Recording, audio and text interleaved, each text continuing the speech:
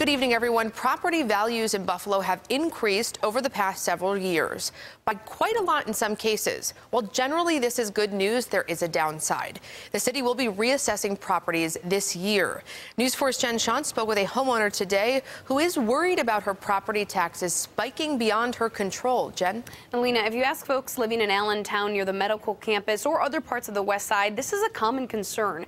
The city hasn't reassessed properties in several years. A major shift in a home assessed value could mean a lot more in property taxes. Some neighborhood groups say this is taking residents by surprise. The person that buys now knows what they're getting into. But that wasn't the case, say, 40, 30, or even 20 years ago, says the executive director of the Allentown Association, Andrew Eisenhart. People don't think high property value would be a bad thing, but there are some negatives with it. One of them, he says, is higher property assessments for homeowners. The city of Buffalo is reassessing properties this year to make sure values are accurate and up to date. Dolores Murphy has been in her home for almost 50 years.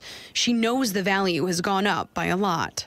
I still have a mortgage on the house, and if it's reassessed at a much higher value, and if it's tripled the assessment, I don't know if I can afford it anymore. She's on a fixed income and retired. The profits to be made would be if I sold the house. But that's not something she wants to do. State law won't allow the city to increase the property tax rate by more than 2%. But your property tax bill also depends on how much your home is worth. Eisenhart fears some residents could face double or triple the property taxes they're used to. It's going to force people out of their homes if this happens. The Allentown Association, along with other community groups, is working with Assemblymember Sean Ryan on this. Legislation has been drafted that would offer property tax relief to certain individuals if their bill spike was a direct result of reassessment.